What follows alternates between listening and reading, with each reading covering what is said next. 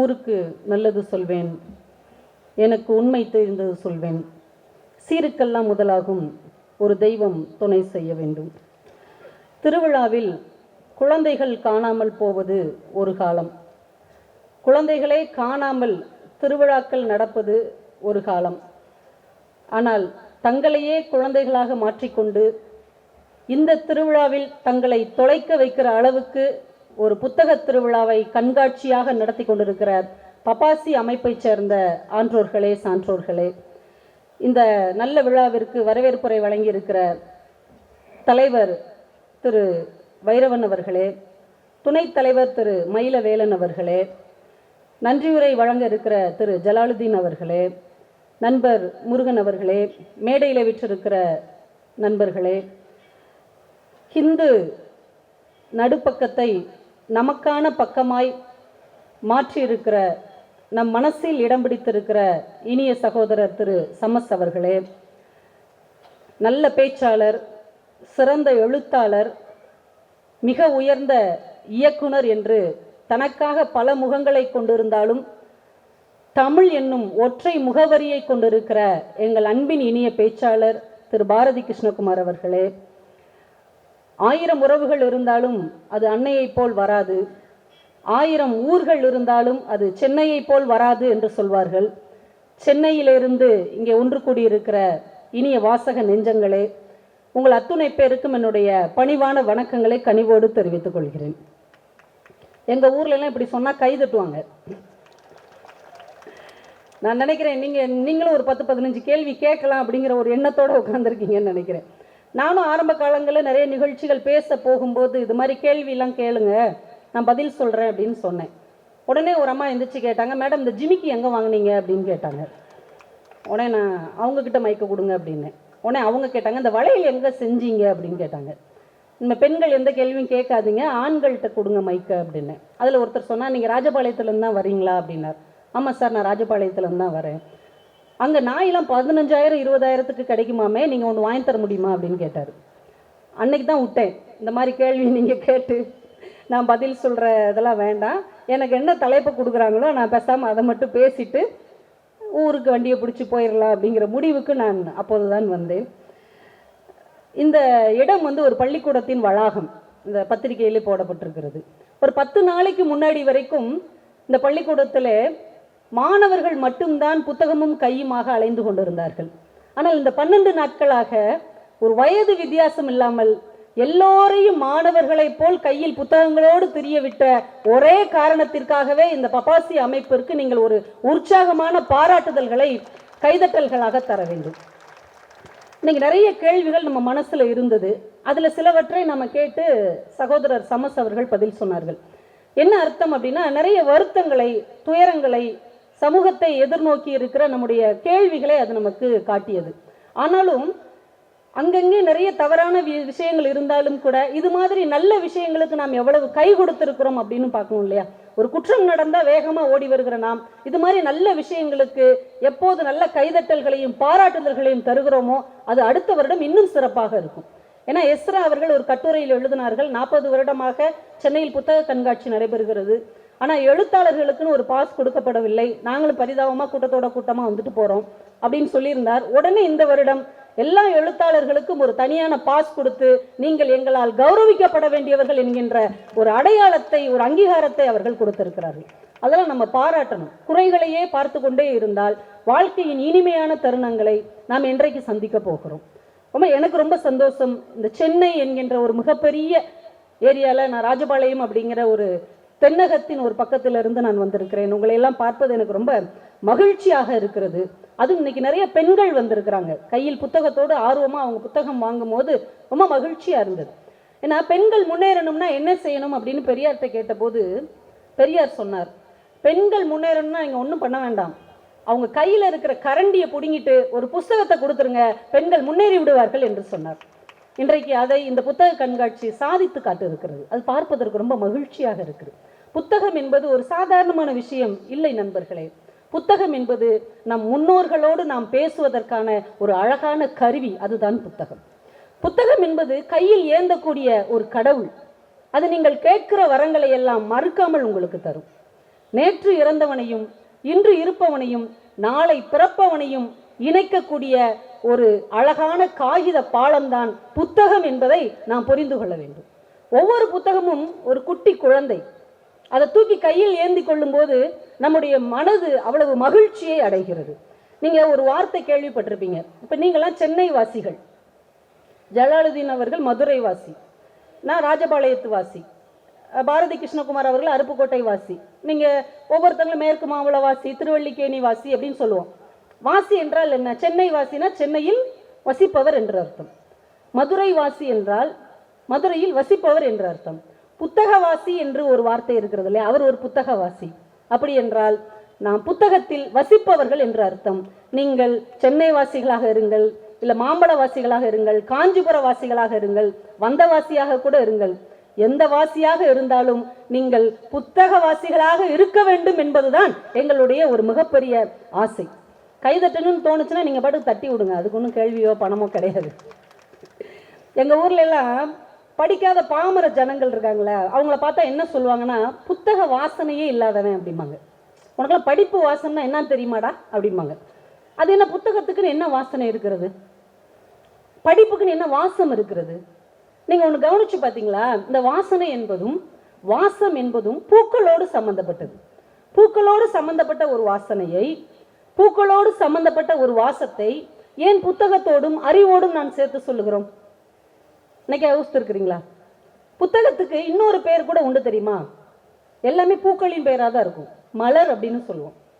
வாரமலர், மங்கையர் மலர், சிறுவர் மலர், தினமலர். ஒரு புத்தகத்தை நாம் மலர் என்று ஏன் சொல்லுகிறோம்? மலரின் ஒரு பாகமான இதழையும் நாம் புத்தகம்னு சொல்லுவோம் இல்லையா? போன வாரம் இதழ் படிச்சிங்களா? இந்த மாத இதழ் வந்துருச்சா? அடுத்த வாரம் சமஸ் அந்த இதழில் ஏதோ எழுதுறாராமே. அப்போ ஒரு மலரின் பெயரையும் ஒரு இதழையும் நாம் ஏன் புத்தகத்திற்கு சமமாக சொல்லி இருக்கிறோம்? மலர் என்பது ரொம்ப மென்மையானது இல்லையா? பூ என்பதும் இதழ் என்பதும் ரொம்ப மென்மையானது. அதை எப்படி ஒரு புத்தகத்தோடு ஒப்பிட்டு பார்க்கிறோம்? என்னைக்காவது நம்ம யோசிச்சு பார்த்தோமா? ரொம்ப மென்மையான ஒரு விஷயத்தை புத்தகத்துக்கு நாம் எப்படி ஒப்பிட்டு பார்க்கிறோம்? ரெண்டுக்கும் என்ன தொடர்பு இருக்கிறது? ஞானேஸ்வரர் அப்படின்னு ஒரு வடநாட்டு அறிஞர் பகவத்கீதைக்கு விளக்கம் எழுதிட்டே வர்றார். அதுல அர்ஜுனன் கேள்வி கேட்க பகவான் கண்ணன் பதில் சொல்லிக்கிட்டே வர்றார். அப்ப அர்ஜுனன் ஒரு கேள்வி கேட்கிறான் கண்ணன் கிட்ட. என்ன கேள்வி தெரியுமா? கண்ணா, உலகத்திலேயே எதிர்க்க முடியாதது என்ன? உலகத்திலேயே எதிர்க்க முடியாதது எது? நம்ம ஆண்கள்கிட்ட கேட்டால் வீட்டம்மா தான் அப்படிம்பாங்க. நான் உலகத்தில் யாரை வேணால் எதிர்த்துருவேன், என் மனைவி என்னால் எதிர்க்கவே முடியாது அப்படிம்பாங்க. அந்த மனைவிட்ட கேட்டோன்னு வைங்க, நான் என் வீட்டுக்காரெல்லாம் எதிர்த்துருவேன், எங்கள் மாமியாரை தான் என்னால் எதிர்க்க முடியல அப்படிம்பாங்க. இப்போ ஒவ்வொருத்தங்களுக்கும் எதிர்க்க முடியாததுன்னு ஒன்று இருக்குது. இப்போ அர்ஜுனன் கேட்குறான் கண்ணன் கிட்ட, கண்ணா, உலகத்திலேயே எதிர்க்க முடியாதது என்ன? கண்ணன் பதில் சொல்லுகிறான், உலகத்திலேயே எதிர்க்க முடியாதது மென்மை என்று சொல்லுகிறான். நீங்கள் வன்மையை வென்று விடலாம், ஆனால் மென்மையை ஒருபோதும் வெல்லவே முடியாது. அதற்கு அவன் உதாரணமாக சொல்லுவதாக அந்த அறிஞர் எழுதுகிறார். ஒரு வண்டு வைரம் பாய்ந்த ஒரு கட்டையை ஒரு பகுதியிலிருந்து துளைத்து துளைத்து துளைத்து அடுத்த பகுதிக்கு வரக்கூடிய வலிமை வாய்ந்த ஒரு வண்டு ஒரு மாலை நேரத்தில் ஒரு மலருக்குள் தேனருந்த போகிறது. இரவு வருகின்ற நேரத்தில் அந்த மலர் மூடி விடுகிறது. அந்த மலர் மூடிய பிறகு உள்ளே மாட்டிக்கொள்ளுகிற வண்டு அந்த மலரின் மெல்லிய இதழ்களை கிழிக்க முடியாமல் உள்ளேயே புழுங்கி செத்து விடுகிறது. வலிமையான கட்டையை பாய்ச்சி துளைத்து வெளியேறி வருகிற வண்டு ஒரு பூவின் இதழை வெல்ல முடியவில்லை என்றால் கடினத்தை நீங்கள் எதிர்த்து விடலாம், மென்மையை ஒருபோதும் எதிர்க்கவே முடியாது என்பதுதான் மிகப்பெரிய மானுட தத்துவம். ஒரு வாழை வச்சு ஒரு மரத்தை வெட்டி விடலாம், ஒரு பஞ்சின் ஒரு துளியை வெட்ட முடியுமா? முடியாது. அதனால் அர்ஜுனா, நட்பு மென்மையானது, உறவுகள் மென்மையானது, காதல் மென்மையானது, அதை எதிர்க்க முடியாது என்று கண்ணன் சொல்வதாக முடியும். இந்த புத்தகம் கூட மென்மையானதுதான், அது மெல்லிய பக்கங்களை கொண்டதுதான். ஆனால் உள்ளே சென்று வாசிப்பவர்களை அது தனக்குள்ளே ஆழ்த்தி கொள்ளக்கூடிய வலிமை படைத்தது என்பதால் தான் புத்தகத்தை மலரோடும் இதழோடும் நாம் ஒப்பிட்டிருக்கிறோமோ என்கின்ற ஒரு ஆச்சரியத்தை, ஒரு வசீகரத்தை இன்றைக்கு நாம் யோசிக்க முடிகிறது. வரலாற்றில் அலெக்சாண்டர் ஒரு மிகப்பெரிய சாமர்த்தியசாலி. அவன் அசாத்தியமான துணிச்சல்காரன். வானத்தில் ஒரு பறவை பறந்து கொண்டிருக்கும் போதே ஒற்றை அம்பால் அதை வீழ்த்தி விடுவான். அவ்வளவு ஆற்றல் உடையவன் அலெக்சாண்டர். காட்டுக்குள்ளே ஒரு விலங்கு 4 கால் பாய்ச்சலில் பாய்ந்து ஓடும் போது ஒற்றை அம்பினால் அதை வீழ்த்தி விடுவான். அவ்வளவு ஆற்றலும் துணிச்சலும் நிறைந்தவன் அலெக்சாண்டர். கிரேக்கத்தின் மேல் படையெடுத்து போகிறான்.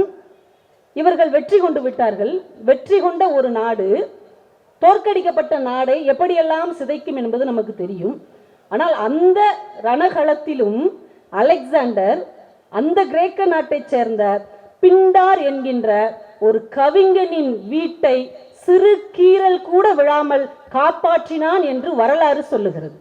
தான் ஆக்கிரமித்த நாடு, தன்னிடம் தோற்று போன நாடு, அந்த நாட்டைச் சேர்ந்த ஒரு கவிஞன், அவன் வசிக்கிற வீடு ஒரு கீறல் கூட அடைந்து விடக்கூடாது என்று ஒரு எதிரி நாட்டு மன்னன் காப்பாற்றினான். ஆனால் தன் சொந்த நாட்டில் இருக்கக்கூடிய கவிஞனை, நம் மொழியிலே எழுதக்கூடிய ஒரு எழுத்தாளனை, நம்முடைய இலக்கியவாதியை நாம் எப்படி போற்றுகிறோம், நாம் எப்படி கொண்டாடுகிறோம் என்பது இங்கே ஒரு கேள்வியாக இருக்கிறது. எழுத்தாளன் என்பவன் தனக்காக எழுதுகிறவன் இல்லை நண்பர்களே. அவன் சமூகத்துக்காக எழுதுகிறவன், அவன் சமூகத்துக்காக சிந்திக்கிறவன், அவன் இதயங்களை செப்பனிடுகிற ஒரு இன்ஜினியர் மாதிரி. நகுலன் ரொம்ப அழகா சொல்லுவார், ஏ வாசகா, உனக்குத்தான் எத்தனை எழுத்தாளர்கள், எவ்வளவு சாய்ஸ் இருக்கு பாருங்க, லட்சக்கணக்கான புத்தகம் உங்களுக்காக கை நீட்டி காத்து கொண்டிருக்கிறது, எதை வேணா நீங்க செலக்ட் பண்ணலாம். எத்தனை எழுத்தாளர்கள் ஒரு வாசகனுக்கு? ஒரு எழுத்தாளருக்கு கூட குறிப்பிட்ட வாசகர் வட்டம் உண்டு, ஆனால் வாசகருக்கு குறிப்பிட்ட எழுத்தாளர் வட்டம் இல்லை. நமக்கு எல்லாருமே எழுத்தாளர்கள் தான். நம்முடைய ரசனை மாற மாற எத்தனை எழுத்துக்களை வேண்டுமானாலும், எத்தனை எழுத்தாளர்களின் எழுத்துக்களை வேண்டுமானாலும் வாங்கி படிக்கக்கூடிய ஒரு வாய்ப்பு ஒரு வாசகனுக்கு தான் இருக்கிறது. நான் முத்துக்குமாருடைய அப்பா பயங்கரமான புத்தக பிரியர். எவ்வளோ காசு கிடைச்சாலும் புத்தகம் வாங்கிட்டு வந்துடுவார். அவரை பற்றி முத்துக்குமார் சொல்றாரு, ஒரு மூட்டை புத்தகம் யாராவது பரிசளிப்பதாக இருந்தால் என் அப்பா என்னையே விற்றுவிடக்கூட சம்மதப்படுவார் அப்படின்னு. மகனே கூட வித்துட்டு புத்தகம் வாங்கிட்டு வந்துடுவார். அவர் ஒவ்வொரு புத்தகத்தையும் வாசிக்கும் போது அவருக்கு பிடித்த வாசகங்களை அப்படியே சிவப்பு மையினால் அடிக்கோடிடுவாராம். நம்மளும் நிறைய பேர் பென்சில் வச்சு அடிக்கோடிடுவோம் இல்லையா பிடிச்ச வரிகளை. முத்துக்குமாரோடைய அப்பா பிடித்த வரிகளை சிவப்பு மையால் அப்படியே அடிக்கோடிடுவார். முத்துக்குமார் கேட்டிருக்கிறார், ஏன் பாப்பெல்லாம் கோடு போடுறீங்க அப்படின்னு. அதற்கு முத்துக்குமாரோடைய அப்பா ரொம்ப அழகான ஒரு பதில் சொல்லியிருக்கிறார். எங்கேயோ இருக்கிற எழுத்தாளனை இங்கே இருந்து கொண்டு நான் கை குலுக்குகிறேன் அவன் நல்ல வார்த்தைகளுக்கு என்று சொன்னார். எங்கேயோ இருக்கிற ஒரு எழுத்தாளனுக்கு இங்கே இருந்துகிட்டே நான் கை குலுக்கிற ஒரு முயற்சி தாண்டா அந்த கோடுகள். ஆனால் நம்மிடையே இருக்கக்கூடிய எழுத்தாளர்கள், நம்மோடு வாழ்ந்து கொண்டு இருக்கிற கவிஞர்கள், நம்மோடு இயங்கி கொண்டிருக்கிற இலக்கியவாதிகளை எத்தனை பேர் நேரில் பார்த்து கையை கொடுத்து, சார் நல்லா எழுதிருக்கீங்க சார், இன்னும் நிறைய எழுதுங்கன்னு எத்தனை பேர் சொல்லி இருக்கிறோம்? எத்தனை பேர் ஒரு சின்ன அஞ்சல் அட்டை, ஒரு கடிதம், சார் இந்த வரி எனக்கு ரொம்ப பிடிச்சிருந்தது, என் மனதை ரொம்ப கவர்ந்து விட்டதுன்னு எத்தனை பேர் வாழ்ந்து கொண்டு இருக்கிற கவிஞர்களுக்கோ எழுத்தாளர்களுக்கோ இலக்கியவாதிகளுக்கோ ஒரு கடிதம் போட்டிருக்கிறோம். இன்றைக்கு இந்த புத்தக கண்காட்சியில் இதெல்லாம் நாம் யோசிக்க வேண்டிய ஒரு சூழல். நம்முடைய எஸ்ரா என்றார் போர்கே அப்படின்னு ஒரு புத்தகம் எழுதியிருக்கிறார். அந்த புத்தகத்தில் போர்கே சொல்லுவதாக சில வார்த்தைகள் வருகிறது. இறைவன் உலகம் உண்டாகட்டும் என்று சொன்னான், உலகம் உண்டானது. சூரியன் உண்டாகட்டும் என்று சொன்னான், சூரியன் உண்டானது. இதே மாதிரி ஒரு நாள் இறைவன் உலகத்தை அழித்து விடுவதாக இருந்தால் நான் இறைவனிடம் என்ன கேட்பேன் தெரியுமா? இறைவா, நீ இந்த உலகத்தையே அழித்து விட்டாலும் பரவாயில்லை, எங்களுக்கு ஷேக்ஸ்பியரை மட்டும் கொடுத்து விடு, ஷேக்ஸ்பியரை மட்டும் கொடுத்து விடு. அவன் வார்த்தைகளின் சொந்தக்காரன், தன்னுடைய வார்த்தைகளால் இந்த உலகத்தை புதிதாய் அவன் படைத்து விடுவான், அதனால் நான் ஷேக்ஸ்பியரை மட்டும்தான் இறைவனிடம் கேட்பேன் என்று போர்கே சொன்னதாக எஸ்ரா தன்னுடைய புத்தகத்தில் சொல்லுகிறார். என் இனியவர்களே, வார்த்தைகள் உலகத்தையே படைக்கக்கூடிய வல்லமை நிறைந்தவை. கிராமத்தில் ஒரு வார்த்தை சொல்லுவாங்கங்க, ஒரு வார்த்தை மெல்லும், ஒரு வார்த்தை கொல்லும். அதனால யார்கிட்ட பேசும்போதும் ரொம்ப கவனமா இருக்கணும். அப்படி எந்த வார்த்தையை நாம் வெளியிடுவதற்கு முன்னாலும் இந்த வார்த்தை எப்படி ஒரு விளைவை ஏற்படுத்த போகிறது என்பதை யோசித்து விட்டு பேச வேண்டும் என்பது கிராமத்திலே சாதாரண பாட்டி சொல்லுவாங்க. நீ வாட்டுக்கு வாய் இருக்குன்னு பேசிட்டு போயிடாத, ஒரு வார்த்தை கொல்லும், ஒரு வார்த்தை மெல்லும், கவனமா பேசு அப்படிம்பாங்க. பைபிள்ல ஒரு அழகான வார்த்தை உண்டு, ஆதியிலே வார்த்தை இருந்தது, அது தேவனிடத்தில் இருந்தது. ஆதியிலே வார்த்தை இருந்தது, அந்த வார்த்தை தேவனிடத்தில் இருந்தது, அந்த வார்த்தை தேவனாகவே இருந்தது என்று வரும். வார்த்தை என்பது இறைவனுக்கு சமமானது. நபிகள் ரொம்ப அழகா ஒரு வார்த்தை சொல்லுவார், நீங்கள் சொற்களை சங்கிலி தொடராகவும் பயன்படுத்தலாம், நீங்கள் சொற்களை கத்தரிக்கோளாகவும் பயன்படுத்தலாம். எனவே சொற்களை பயன்படுத்தும் போது கவனமாக இருங்கள் என்று நபிகள் பெருமான் நமக்கு சொல்லியிருக்கிற ஒரு மிகப்பெரிய வார்த்தை. ஏன்னா வார்த்தை வரமாகவும் மாறும், சாபமாகவும் மாறும். வார்த்தை தாங்க வாழ்க்கை. ஒரு அரசன் தன்னுடைய மகனை, வருங்கால இளவரசனை, ஒரு குரு கிட்ட போய் பாடம் கற்றுக்கிறதுக்கு அனுப்புனான். அவன் உடைவாள்லாம் மாட்டி ரொம்ப கம்பீரமாக போனான் குரு கிட்ட போய் பாடம் படிக்கிறது. அவர் அப்பா உட்காரு அப்படின்னார். உடைவாளை கீழே வச்சுட்டு உட்கார்ந்தான். உடனே அவர் சொன்னார், முதல் நாள் பாடம் வார்த்தை தான் வாழ்க்கை, குறிச்சுக்கோ அப்படின்னார். அவன் சிரிச்சிட்டான். ஏண்டா சிரிக்கிற அப்படின்னார். உடனே அவன் சொன்னான், வார்த்தை எப்படி வாழ்க்கையாகும்? இப்போ நான் நெருப்புன்னு சொல்கிறேன், வாய் சுற்றுமா? ஐஸுன்னு சொன்னால் வாய் ஜில்லுன்னு இருக்குமா? அது எப்படி வார்த்தை வாழ்க்கையாகும்? உன்னை கடுப்பாயிட்டார் குரு. அறிவு கெட்டவனே, மூடனே, முட்டாளே, சொன்னதை ஒழுங்காக கேள்னார். கோவமாயிட்டான். நம்ம அப்பாட்ட சம்பளம் வாங்குற ஒரு சாதாரண குரு நம்மளே இப்படி திட்டானேன்னு அந்த வாளை உருவி அவர் கழுத்துக்கிட்ட வச்சிட்டான். எங்க இன்னொரு தடவை என்னை முட்டாள்னு சொல்லு. உடனே அவர் ரொம்ப கண்களில் கருணையோடு, ரொம்ப இரக்கத்தோடு, நான் உன்னுடைய ஆசிரியன் இல்லையா? நான் உனக்கு பாடம் சொல்லுகிற குரு இல்லையா? என்னையே கொன்று விடுவாயா அப்படின்னார். அப்படி பயந்துட்டான். படக்குன்னு வாளை கீழே வச்சுட்டு, என்னை மன்னிச்சிருங்க, உங்களை போய் கொல்ல போயிட்டேன், நீங்கள் இப்போ பாடத்தை நடத்துங்க. உடனே அவர் சொன்னார், பாடம் முடிந்து விட்டதுன்னார். வார்த்தை தான் வாழ்க்கை. நான் முதலில் கோபமாக பேசிய போது நீ கோபமாக என்னை கொல்ல வந்தாய். நான் கருணையோடு பேசிய போது நீயும் கருணையோடு ஒரு கொலை எண்ணத்தையே விட்டு விட்டாய். வாழ்க்கை தான் வாழ்க்கை. முதல் நாள் பாடம் முடிந்து விட்டது என்று அந்த குரு சொன்னார். நம் பேசுகிற ஒவ்வொரு வார்த்தையும் நம் வாழ்க்கையின் ஒவ்வொரு அங்கமாக மாறுகிறது. அதனால் வார்த்தைகளில் எப்போதும் கவனமாக இருங்கள். லாசாரா தான் ரொம்ப நல்லா சொல்வார். ஒரு எழுத்துனா என்ன தெரியுமா? நெருப்புன்னு ஒரு எழுத்தாளன் எழுதுனா பொசுங்கிற வாடை வரணும்யா. நெருப்புன்னு ஒரு எழுத்தாளன் எழுதுனாம்னா அது பொசுங்கிற வாடை வரணுமா? அதான் எழுத்து. இல்லாட்டி அது எப்படி ஒரு எழுத்து ஆகும் அப்படிம்பார். பாரதி மந்திரம் போல் வேண்டுமடா சொல் இன்பம் அப்படின்னு சொல்லுவான். இந்த வார்த்தைகள் எவ்வளவு வலிமையாக நம் முன்னோர்கள் கையாண்டார்கள் அப்படின்னு பார்த்தா ரொம்ப ஆச்சரியமா இருக்கும். கலித்தொகையில ஒரு தலைவி தோழிகிட்ட பேசுறான்.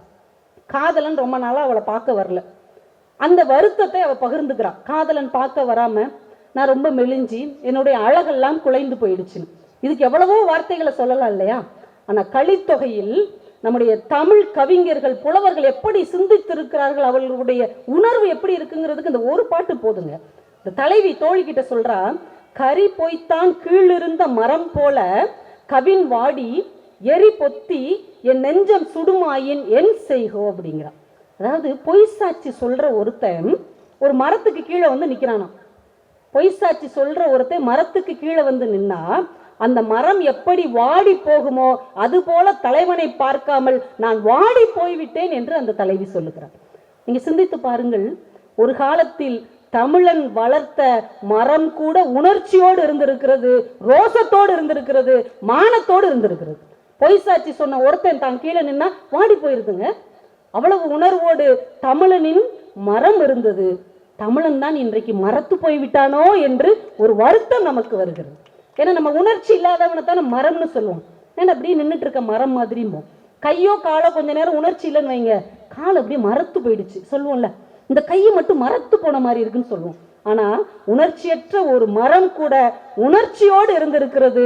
உணர்ச்சி உள்ள மனிதர்கள் இன்றைக்கு எப்படி வாழ்ந்து கொண்டிருக்கிறோம் என்பதை இன்றைக்கு யோசித்து பார்க்க வேண்டும். இந்த வட்டார வழக்குன்னு ஒன்று இருக்குங்க.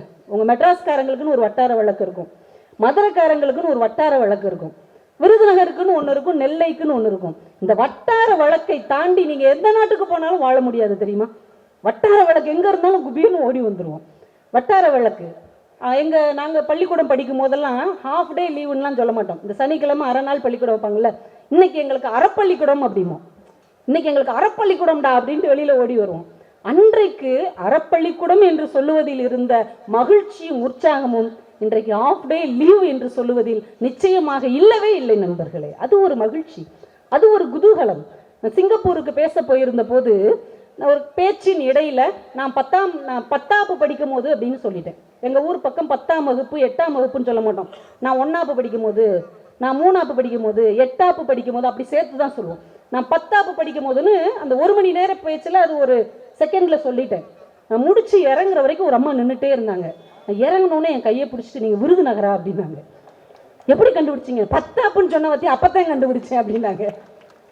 சார் நம்ம ஊருக்குன்னு ஒரு வார்த்தை இருக்கிறது.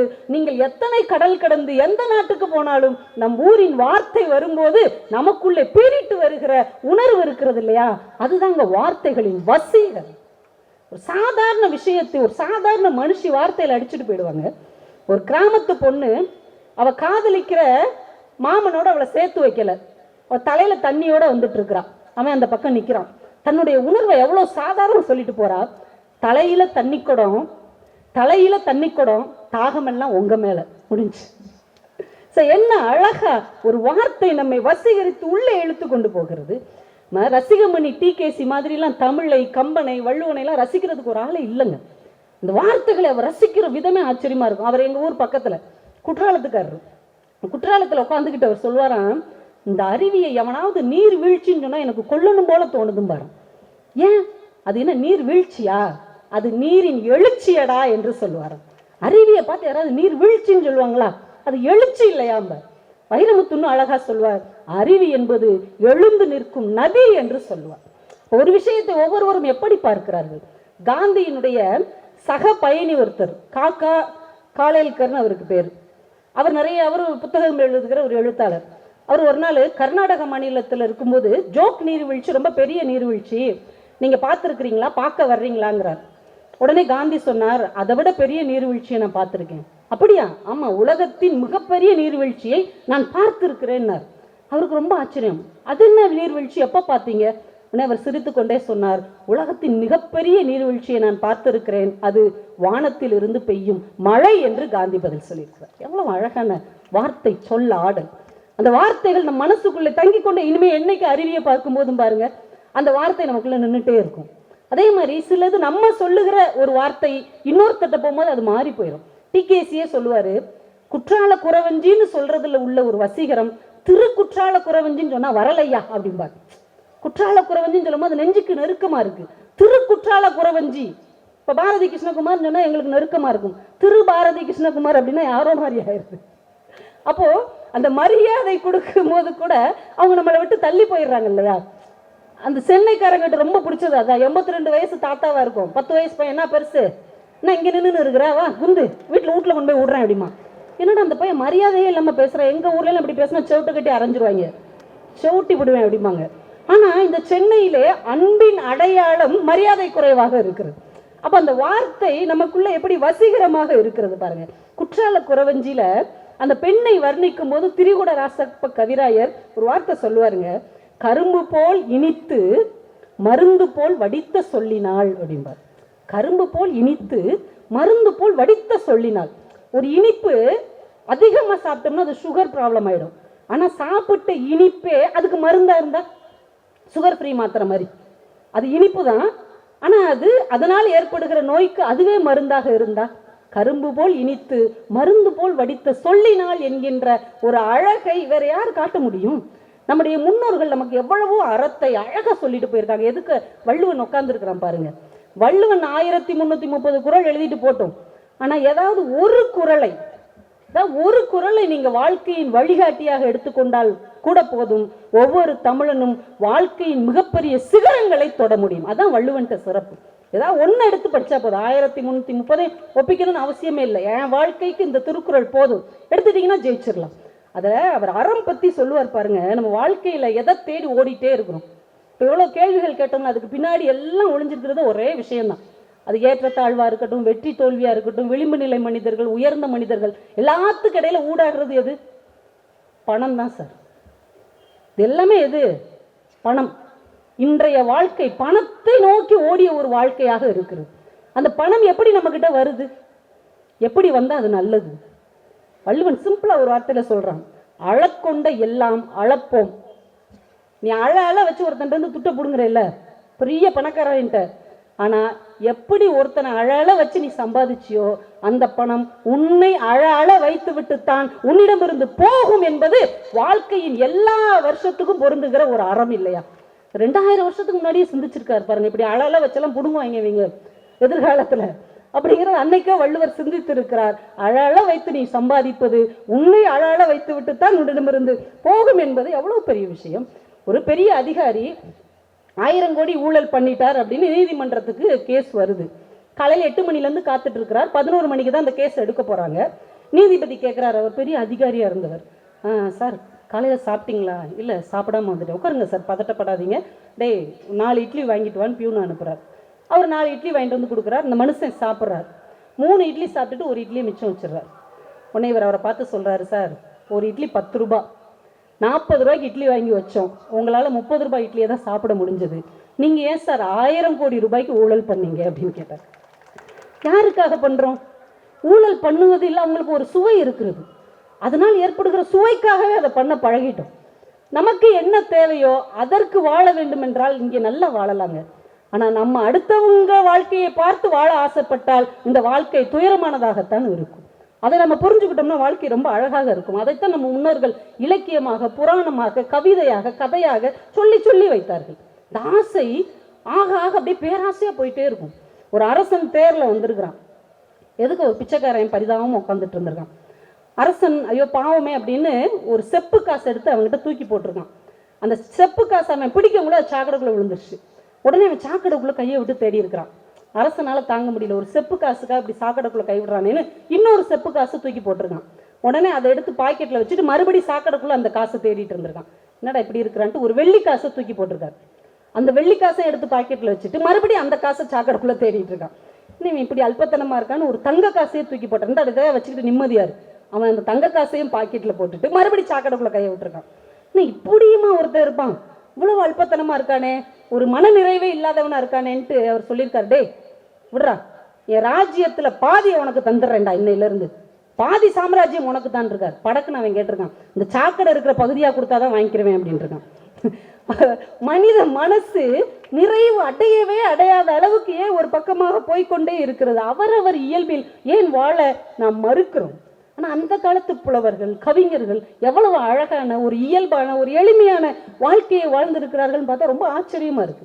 ஔவையார்னு ஒரு பெண்பார் புலவருங்க. நம்ம தமிழகத்திலே இந்த ஔவையாரை விட்டு நம்மளை பிரிக்கவே முடியாது.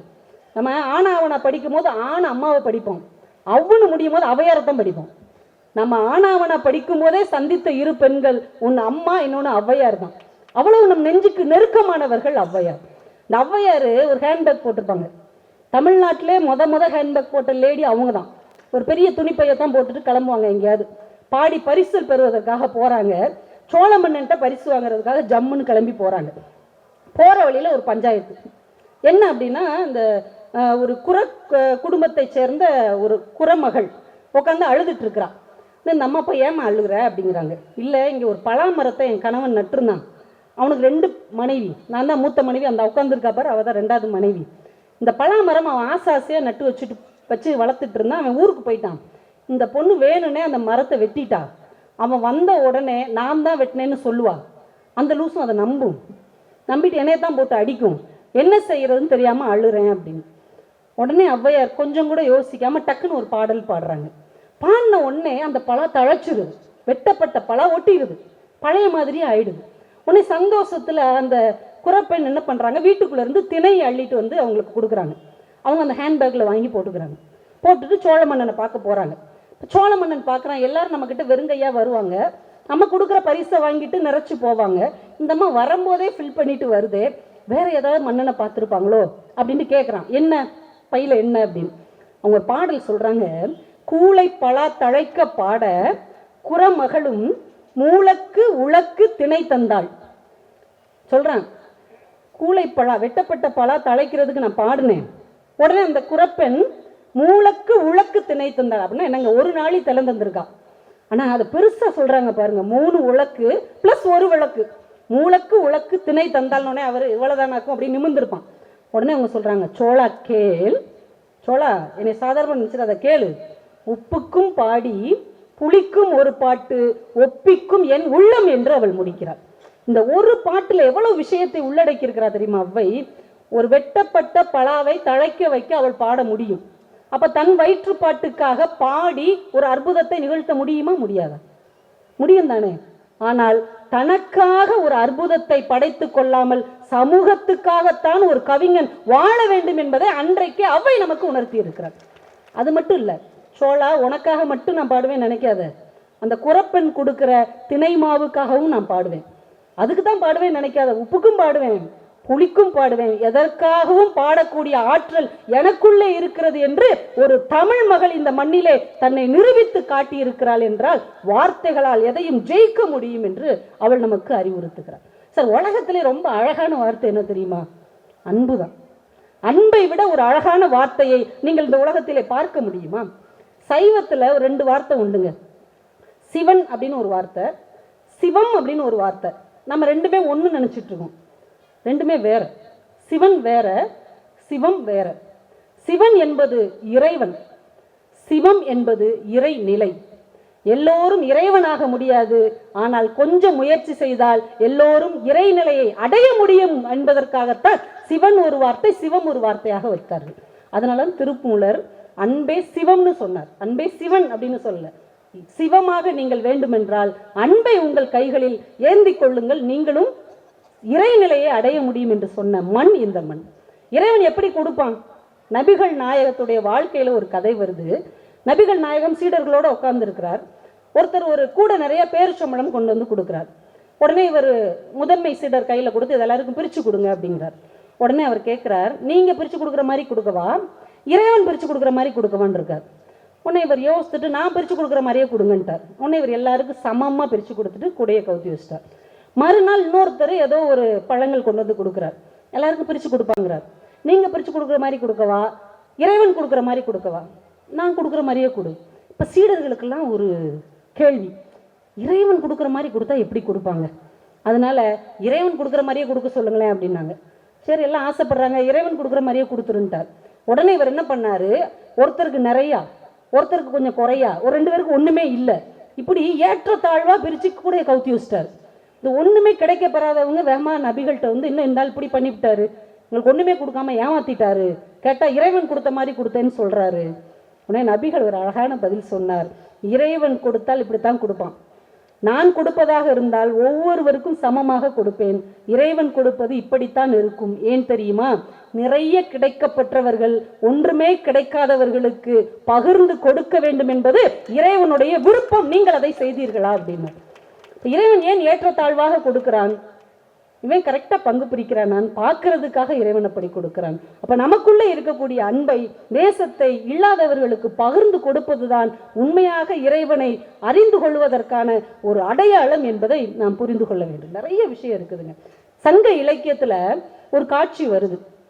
போர்க்களத்துல இறந்து போன வீரர்கள் கிடப்பாங்க இல்லையா, அவங்கள ஒரு கழுகு கொத்தி கொத்தி அந்த குடலையெல்லாம் வெளியில இழுக்குது. இதுக்கு ஒரு ஊமை சொல்ற அந்த புலவன், அந்த இறந்த வீரனுடைய குடல்களை அது கொத்தி இழுப்பது எப்படி இருக்கிறது என்றால், வாக்கு பெட்டிகளை அதிகாரிகள் எடுத்து வந்து அதில் இருக்கக்கூடிய ஓலை சீட்டுகளை உருவுவது மாதிரி இருந்ததாம். இந்த ஊமை கூட ஒன்றும் பெருசு இல்லை, ஆனால் இது நமக்கு என்ன சொல்லுது? 2000 வருடங்களுக்கு முன்னே நம்முடைய தமிழ் மண்ணில் வாக்கு பெட்டிகள் இருந்திருக்கன, வாக்கு சீட்டுகள் இருந்திருக்கிறது. அப்படி ஒரு அரசாங்கத்தை தமிழன் நடத்தி இருக்கிறான். வாக்கு பெட்டி இருந்திருக்குது, வாக்கு சீட்டு இருந்திருக்குது. நல்ல வேளை 20 ரூபா நோட்டு மட்டும் இல்லை. அதை நினைச்சு சந்தோஷப்பட்டுக்க வேண்டியது. ஒரு மாணவன் எழுதுவதாக ஒருத்தன் கவிதை எழுதினாரு, எத்தனையோ ஞானிகளை, எத்தனையோ மேதைகளை, எத்தனையோ அறிஞர்களை உருவாக்கிய என்னுடைய பள்ளிக்கூடம் வாக்குச்சாவடியாக மாறிய பிறகு ஒரு உத்தமனை கூட உருவாக்க முடியாமல் உருக்குலைந்து போனது அப்படின்னு எழுதினான். இப்போ இன்னைக்கு நம்முடைய வாழ்க்கை சங்க காலத்தோடு ஒத்து பார்க்கும்போது எப்படியெல்லாம் மாறிக்கொண்டிருக்கிறது. நம்ம என்ன சொல்றோமோ அதை செய்யணுங்க. அதுதான் அரசியல், அதுதான் ஆன்மீகம், அதுதான் நல்ல மனிதனுக்கு அது அழகு. அதான் கண்ணதாசன் சொல்லுவான், ஒன்றே சொல்வார் ஒன்றே செய்வார், உள்ளத்தில் உள்ளது அமைதி. யார் மனசு அமைதியா இருக்கும்? சொல்றது ஒண்ணு செய்யறது ஒண்ணுன்னு இருக்கிறவர் இல்ல, என்ன சொல்றாரோ அதையே செய்கிறவருடைய உள்ளத்தில் தான் அமைதி இருக்கும். உள்ளொன்று வைத்து புறவொன்று பேசுவோர் உறவு களவாமை வேண்டும் என்று வள்ளலார் அதைத்தான் சொன்னார். வார்த்தைக்கும் வாழ்க்கைக்கும் வித்தியாசம் இல்லாமல் எவன் ஒருவன் வாழுகிறானோ அந்த வாழ்க்கை அமைதியான நிம்மதியான வாழ்க்கை. ஏன்னா அந்த வார்த்தைக்கு அவ்வளவு வலிமை இருக்கிறது. ஜப்பான் சேர்ந்த ஒரு டாக்டர் மாசார் இ மோட்டோ அப்படிங்கிற ஒரு டாக்டர் ஒரு சின்ன ஆய்வு பண்ணார். தண்ணீருக்குள்ளே வார்த்தைகள் ஏதாவது தாக்கத்தை ஏற்படுத்துமா அப்படின்னு ஒரு ஆய்வு பண்ணார். ஒரு பேப்பர்ல நன்றி அப்படின்னு எழுதி ஒரு வாட்டர் பாட்டிலுக்குள்ள ஒட்டி அதுல தண்ணியை நிறைச்சி ஃப்ரீசருக்குள்ள வச்சுட்டார். வச்சுட்டு அது பனிக்கட்டி ஆன உடனே அதை எடுத்து வச்சு ஒரு பிரத்யேகமான நுண்ணோக்கியை வச்சு அதை ஆய்வு செஞ்சு பார்த்தா அந்த பனிக்கட்டி ஒரு அழகான வடிவமாக, அந்த பனிப்படிவம் ஒரு அழகான வடிவமாக தெரிஞ்சது அந்த நுண்ணோக்கியில பார்க்கும்போது. இன்னொரு வாட்டர் கேனை எடுத்து நீ ஒரு முட்டாள் அப்படின்னு எழுதி அந்த வாட்டர் பாட்டிலில் ஒட்டி தண்ணி ஊற்றி அதையும் ஃப்ரீசருக்குள்ள வச்சிருக்கிறார். அது உறைந்த பிறகு அந்த நுண்ணோக்கியின் மூலமாக பார்த்திருக்கிறார்.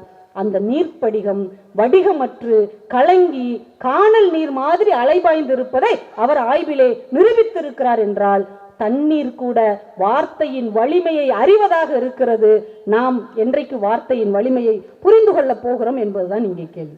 ஏன்னா பிள்ளைகள்கிட்ட நாம பேசும்போது நல்ல வார்த்தைகளை, நேர்மறையான வார்த்தைகளை பேச வேண்டும். 2 அம்மா ரோட்ல பிள்ளைங்களை கூட்டு போனாங்க. தெருவில் ஒரு துப்புரவு தொழிலாளி தெருவை கூட்டிக்கிட்டு இருந்தார். ஒரு அம்மா சொல்றாங்க மகன்கிட்ட, நீ ஒழுங்கா படிக்கலன்னு இந்த மாதிரி தான் வேலைக்கு போவ அப்படின்னாங்க.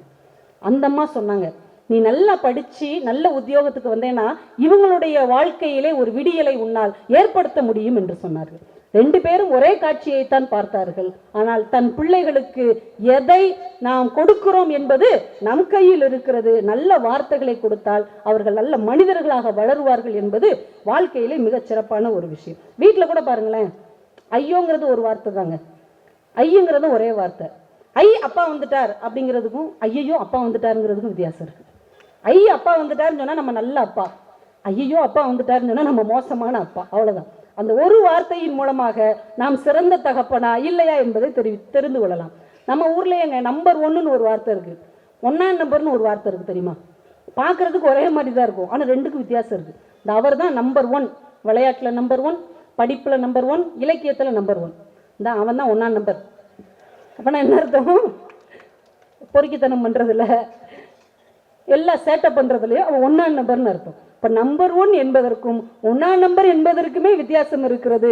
நாம் 1ஆம் நம்பராக இருக்க போகிறோமா, நம்பர் 1ஆக இருக்க போகிறோமா என்பதும் நம்முடைய கைகளில் தான் இருக்கிறது. அந்த வார்த்தை தான் நம்முடைய வாழ்க்கையை பிரித்து காட்டுகிறது. புத்தர் தன் சீடர்கள்ட்ட சொன்னாரு, ஒரு மனிதன் ரொம்ப கவனமாக இருக்க வேண்டியது யாரிடம் தெரியுமா? அவனுடைய நாக்கிடம் தான் அவன் கவனமாக இருக்க வேண்டும். நம்ம வார்த்தைகளிடமும் நாக்கிடமும் ரொம்ப கவனமாக இருக்கணும். கன்ஃபூசியஸ் அவருடைய சீடர்களை எல்லாம் கூட்டு ஒரு மலைப்பகுதிக்கு போனார்.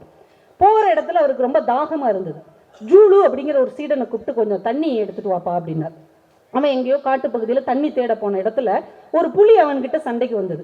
உடனே அவன் ஓடி போய் அந்த புலியோடைய வாழை பிடிச்சி கரக்கரன்னு சுத்தி அதை கொன்னு அந்த வெற்றியை காமிக்கணுங்கிறதுக்காக புலியோடைய வாழை வேற கட் பண்ணி எடுத்துட்டு வந்து அவர்கிட்ட காமிச்சான், நான் ஒரு புலியை கொன்னுட்டேன் அப்படின்னு.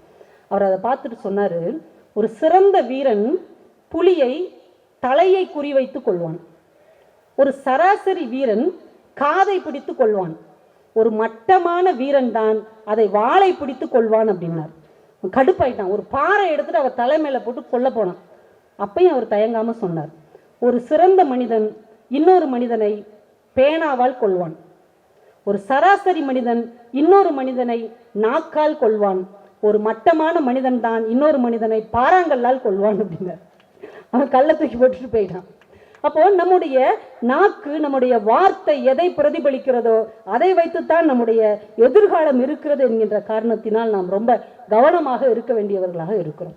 உலகத்திலே ரொம்ப அழகான வார்த்தை அன்பு. உலகத்திலே அழகான கவிதை என்ன தெரியுமா? உயிருள்ள கவிதை. அது குழந்தைகள் தான். அதான் தாகூர் விருது வாங்க போகும்போது ஒரு குழந்தை சிரித்து கொண்டிருந்தது. எல்லாரும் அமைதியார் அமைதியாருன்னாங்க. இப்போ தாகூர் சொன்னார், அந்த குழந்தைய ஒண்ணுமே சொல்லாதீங்க, ஒரு குழந்தையின் சிரிப்பை போல ஒரு அழகான கவிதையை என்னால் ஒருபோதும் எழுதிவிட முடியாது, அது சிரிக்கட்டும் என்று சொன்னார். குழந்தைகள் இருக்கிற வீடு எவ்வளவு அழகாக இருக்கிறது. குழந்தைகள் வாழும் உலகம் எவ்வளவு இனிமையான ஒரு உலகம். அவங்க எவ்வளவு வெள்ளந்தியா இருக்கிறாங்க. எங்க வீட்டுக்கு பக்கத்து வீட்டு பாப்பா அடிக்கடி விளையாட வரும். ஒரு நாள் ரொம்ப அழகான கவுன் போட்டிருந்தது. நான் கேட்டேன், பாப்பா கவுன் அழகா இருக்கே, பொங்கலுக்கு எடுத்ததா அப்படின்னு. இல்லை, எனக்கு எடுத்தது அப்படின்னு. எவ்வளவு அப்பாவித்தனமான ஒரு பதில், சிந்திக்கவே முடியாது. அதே பாப்பா நேற்று எங்கள் வீட்டுக்கு வந்திருந்தது. ஒரு பாக்ஸ் நிறைய எதையோ கொண்டு வந்தது. வந்துட்டு சொன்னது, ஆண்டி இதுக்குள்ள எத்தனை சாக்லேட் இருக்குன்னு கண்டுபிடிங்க பார்ப்போம் அப்படின்னா. கண்டுபிடிச்சா நீ என்ன தருவ அப்படின்னு. அவன் பதிலுக்கு சொன்னான், இதுக்குள்ள எத்தனை சாக்லேட் இருக்குன்னு நீங்க கரெக்டாக கண்டுபிடிச்சிங்கன்னா இதுல இருக்கிற 15 சாக்லேட்டையும் உங்களுக்கே தந்துடுறேன். எவ்வளவு வெள்ளந்தியாக பரிசுத்தமாக இந்த குழந்தைகள் இருக்கிறார்கள். ஆனா அதே பரிசுத்தமான உலகத்தை நாம் அவர்களுக்கு கொடுத்திருக்கிறோமா? நீங்க ஒரு கணம் யோசித்து பாருங்கள். உங்கள் குழந்தை உங்கள் கைகளில் தவழ்ந்த அந்த கணம், ஒரு கடவுளே கையில வந்து தவழ்ந்த மாதிரி இருந்தது இல்லையா? ஒரு ரோஜா பூ தவழ்வது மாதிரி, எந்த ஒரு கள்ளமும் இல்லாமல், ஜாதி இல்லாமல், மதம் இல்லாமல், எந்த ஒரு மனம் ஆச்சரியங்களும் இல்லாமல் எவ்வளவு பியூரா இருந்தாங்க அந்த குழந்தைகள். மழை நீர் மாதிரி, கடவுளின் துகள் மாதிரி இருந்தாங்க. ஆனா இன்னைக்கு அந்த குழந்தைகள் வளர வளர அவர்கள் எப்படியெல்லாம் மாறி இருக்கிறார்கள்? அவர்கள் மாறி இருக்கிறார்களா? அவர்களை நாம் வார்த்தைகளின் மூலம் மாற்றி இருக்கிறோமா என்பதுதான் இங்கே கேள்வி. அழகாக பரிசுத்தமாக வந்த பிள்ளைகளை நம் வார்த்தைகளை வைத்து வைத்தே நாம் அவர்களை மாற்றி கொண்டிருக்கிறோம். இனியவர்களே, என்னுடைய சக பேச்சாளர் ஒருத்தர் அவருக்கு நடந்த சம்பவத்தை ரொம்ப நகைச்சுவையாக சொன்னார். அவருக்கு ரொம்ப நாளாக ஜிப்பா போட்டுக்கணும்னு ஆசை. உடனே ஒரு கடைக்காரர்கிட்ட போய் கடையில் ஜிப்பாவுக்கு துணி எடுத்துகிட்டு வந்து கடைக்காரர்கிட்ட தைக்க கொடுத்துருக்கிறார். அவர் அளவு பார்த்துட்டு சொல்லியிருக்கிறார், உங்கள் அளவுக்கு இந்த ஜிப்பா தைக்க முடியாதுன்னு திருப்பி கொடுத்துட்டார். எங்கள் கடைக்காரன்ட்ட கேட்டு தாங்க எடுத்தேன். இல்லைங்க தைக்க முடியாதுங்க அப்படின்ட்டார். ரொம்ப நொந்து போய் போகிற வழியில் இன்னொரு டெய்லர் இருந்திருக்கிறார் பக்கத்து தெருவில். அவர்கிட்ட போய் கொடுத்தேங்க, இதில் எனக்கு ஜிப்பா தைக்க முடியுமான்னு இருக்கார். அவர் அளந்து பார்த்துட்டு, அழகாக தைக்கலாம் சார், சூப்பராக தைச்சிடலாம், 5 நாள் கழிச்சு வாங்கன்னு இருக்கார். இவர் ரொம்ப ஆச்சரியம், அவர் முடியாதுன்னார், இவர் முடியுன்றாருன்ட்டு 5 நாள் கழிச்சு போயிருக்கிறாரு. ஜிப்பா தச்சிட்டார். போட்டு பார்த்தா இவருக்கு கரெக்டாகவும் இருந்திருக்குது. நல்லா தச்சிருக்கீங்களா சார்ன்னு சொல்லும் போதே அந்த டெய்லருடைய மகன், ரொம்ப குட்டி பையன் ஓடியாந்துருக்கான். இவர் போட்டிருக்க அதே துணியில் அவன் ஒரு குட்டி ஜப்பா போட்டிருக்கான், அவன் ஒரு குட்டி ஜிப்பா போட்டிருக்கான். ஏன்னா மிச்ச துணிலாம் அவனுக்கு தைச்சு கொடுத்துருக்கிறார். உடனே இவர் பார்த்தோன்னே ஓடுறான்னு விரட்டியிருக்காரு. உடனே இவர், பரவாயில்ல இருக்கட்டும், நல்லா தைச்சிருக்கீங்க சார், எனக்கு ஒரு சந்தேகம். பக்கத்து தெருவில் இருக்கிற டெய்லர்கிட்ட இதே துணியை கொடுத்து எனக்கு ஜிப்பா தைக்க சொன்னதுக்கு உங்களுக்கு அளவு பத்தாது, இந்த ஜிப்பா இந்த துணி பத்தாதுன்னு அனுப்பி விட்டாரு. ஆனால் நீங்கள் எனக்கும் கரெக்டாக தைச்சி மிச்ச துணியில் உங்கள் குழந்தைக்கும் தைச்சிருக்கீங்களே, இது எப்படி சார் சாத்தியம்னார். உடனே அவர் சிரிச்சுக்கிட்டே சொன்னார், அது ஒன்றும் இல்லை சார், அந்த டெய்லருக்கு 2 பசங்க, எனக்கு ஒரே ஒரு பையன், அதனால பத்திக்கிச்சு அப்படின்னு இருக்கிறார். இப்போ எஞ்சிய துணியில் குழந்தைகளுக்கு தைப்பது, ஒரு எஞ்சிய விஷயத்தை ஒன்று சேர்த்து குழந்தைகளுக்கு கொடுப்பது, இது நம்முடைய பாரம்பரியமாக இருக்கிறது. இதே சிந்தனையிலே நரன் எழுதிய ஒரு கவிதையை படித்த போது எனக்கு ரொம்ப அதிர்ச்சியாக இருந்தது. இதே மாதிரி தான் அவர் தொடங்குறார். சிறிய தோட்டா அப்படிங்கிற ஒரு தலைப்பிலே ஒரு சின்னஞ்சிறிய கவிதை. கடைசி மாவில் ஒரு குட்டி தோசை குழந்தைக்கு என. எல்லாருக்கும் மாவு தோசை சுட்டு கொடுக்கும்போது கொஞ்சம் மாவு மிஞ்சிச்சுன்னு வைங்களேன், சின்னதாக ஒரு தோசை சுட்டு குட்டி பாப்பாவுக்கு தான் கொடுப்போம், இதை நீ சாப்பிட்ரு குட்டி தோசை அப்படி. கடைசி மாவில் ஒரு குட்டி தோசை குழந்தைக்கு என, தைத்து மிஞ்சிய சிறு துணியில் குட்டி பாவாடை அவளுக்கு. எல்லாருக்கும் தைச்சது போக கொஞ்சம் துணி இருந்தால் அந்த குழந்தைக்கு தைச்சு கொடுப்போம். உள்நாட்டு போரின் போது அரசின் ஆயுத தொழிற்சாலையில் மிஞ்சிய கடைசி உலோகத்தை வீணாக்காமல் ஒரு சிறிய தோட்டா குழந்தையின் உடலுக்கு என அப்படின்னு முடிச்சார். எவ்வளவு அதிர்ச்சியான ஒரு வார்த்தை. நம்ம எஞ்சிய நல்லவைகளை எல்லாம் குழந்தைக்கு கொடுத்து கொண்டிருக்கிறோம் என்று நினைக்கிறோம்.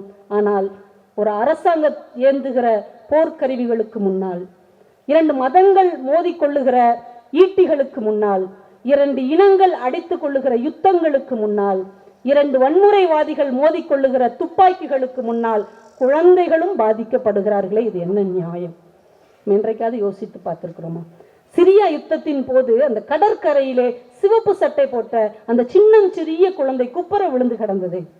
அந்த காட்சி இன்னும் நம் இதயத்தில் ஆழமாக பதிந்திருக்கிறது. குப்புற விழுந்து கிடந்தது குழந்தை மட்டும்தானா? நமக்குள்ளே செத்து போன மனித நேயமும் தான் அங்கே குப்புற விழுந்து கிடந்தது. விடுதலை புலி பிரபாகரன் அவர்களுடைய மகனுடைய போட்டோ ஒன்று வருகிறது. ஒரு புகைப்படத்தில் அவன் பிஸ்கட் சாப்பிட்டு கொண்டிருக்கிறான். அடுத்த புகைப்படத்தில் மார்பில் குண்டு வாங்கி செத்து கிடக்கிறான். இந்த காட்சி நம் இதயத்துக்குள்ளே எவ்வளவு அதிர்வை ஏற்படுத்தியது. வியட்நாம் போரின் போது நாப்பாம் குண்டுகளை பெரியவர்களுக்கு எதிராகத்தான் போட்டார்கள். ஆனால் உடம்பில் ஆடையே இல்லாமல் ஒரு 9 வயது சிறுமி ஓ என்று அலறிக்கொண்டு ஓடி வந்த அந்த புகைப்படம் இன்னும் நம் இதயத்திற்குள்ளே எவ்வளவு ஆழமாக ஊடுருவி இருக்கிறது. ஒரு யுத்தத்தில் பாதிக்கப்பட்ட ஒரு குடும்பத்தை பேட்டி எடுக்க ஒரு நிருபர் போயிருக்கிறார். குடும்பத்தை பேட்டி எடுக்கும் போது போட்டோ எடுக்கிறதுக்காக கேமராவை உயர்த்தி இருக்கிறார். 2 வயது குழந்தை படக்கென்று எழுந்து 2 கைகளையும் உயர்த்தி இருக்கிறார். அவன் துப்பாக்கியை தூக்கிட்டானோ என்கின்ற பதட்டத்தில் கேமராவை பார்த்து கூட அந்த குழந்தை பயப்படுகிறது என்றால், எந்த கள்ளமும் இல்லாத, எந்த மதமும் தெரியாத, எந்த ஜாதியும் இல்லாம, எந்த நாடும் அறியாத ஒரு குழந்தை கூட பெரியவர்கள் ஏந்துகிற ஆயுதங்களுக்கு முன்னால் ஏன் பயப்படுகிறார்கள்? ஏன் பதுங்குகிறார்கள்? ஏன் அஞ்சுகிறார்கள்? இப்படி ஒரு உலகத்தை தான் நாம் இன்றைக்கு நம் பிள்ளைகளுக்கு கொடுத்து விட்டு போகிறோமா என்கின்ற கேள்வியை மட்டும் நீங்கள் முன்வைத்தீர்கள் என்றால், இனி வரப்போகிற தலைமுறைக்கான நல்ல வார்த்தைகளை மட்டுமே நாம் தேடி தேடி அவர்களுக்கு கொடுப்போம் என்கின்ற முடிவை இன்றைக்கு நாம் எடுக்க வேண்டும். என வார்த்தைகள் விதைகளாக இருக்கின்றன. இந்த விதைகளை திறந்து பார்த்தால் அதற்குள் காடுகள் ஒளிந்திருக்கின்றன என்று சுகுமாரன் சொன்னார். நல்ல விதைகளை நாம் அடுத்த தலைமுறைக்கு கொடுக்க வேண்டும். நல்ல வார்த்தைகளை அடுத்த தலைமுறைக்கு நாம் வழங்க வேண்டும். ஒரு ஓவியம் வரைந்த உடனே ஒரு சுவர் உயிர் பெற்று விடும், பார்த்துருக்கீங்களா? ஒரு வெறுமனே ஒரு சுவர் இருக்கும், அதில் ஒரு ஓவியத்தை வரைந்தவுடன் அந்த சுவர் உயிர் பெற்று வருகிற மாதிரி நல்ல சிந்தனைகளால் நல்ல வார்த்தைகளால் உங்கள் பிள்ளைகளின் இதயங்களை செழுமையடைய செய்யுங்கள். இந்த புத்தக கண்காட்சியில் அதை நீங்கள் ஒரு உறுதிமொழியாக கைகளில் ஏந்தி கொள்ளுங்கள். மைக்கேல் ஒண்டாச்சி என்கின்ற ஒரு எழுத்தாளர் தன் புத்தகத்தில் ஒரு பூவை பற்றி குறிப்பிடுகிறார். தத்துரா என்று ஒரு வெள்ளைப்பூ இருக்கிறது. அந்த வெள்ளைப்பூவை நாம் பறிக்கும் போது சிரித்து கொண்டே பறித்தால் நாம் அன்னைக்கு முழுக்க சிரிச்சுட்டே இருப்போம், அதை அழுது கொண்டே பறித்தால் அன்னைக்கு முழுக்க அழுது கொண்டே இருப்போம் என்று அந்த பூவை பற்றி அவர் சொன்னார். என் இனியவர்களே, புத்தகங்கள் அப்படி அல்ல. நீங்கள் எந்த சூழ்நிலையில் எங்கே எடுத்து புரட்டினாலும் எப்போது எடுத்து புரட்டினாலும் உங்களுக்குள்ளே அது மகிழ்ச்சியையும் மன நிறைவையும் எதிர்காலத்திற்கான நம்பிக்கையும் மட்டும்தான் தரும். அதுதான் நல்ல புத்தகம். வார்த்தைகள் தான் வாழ்க்கையின் விதைநெல், வாசிப்பு தான் வாழ்க்கையின் விதைநெல் என்கின்ற காரணத்தினால் நல்ல புத்தகங்களை வாசியுங்கள், நல்ல நண்பர்களை நேசியுங்கள், நல்ல காற்றை சுவாசியுங்கள், நான் சொன்ன வார்த்தைகளையும் கொஞ்சம் யோசியுங்கள் என்று சொல்லி வாய்ப்பு கொடுத்த அத்துணை நல்ல உள்ளங்களையும் வணங்கி விடைபெறுகிறேன். நன்றி, வணக்கம்.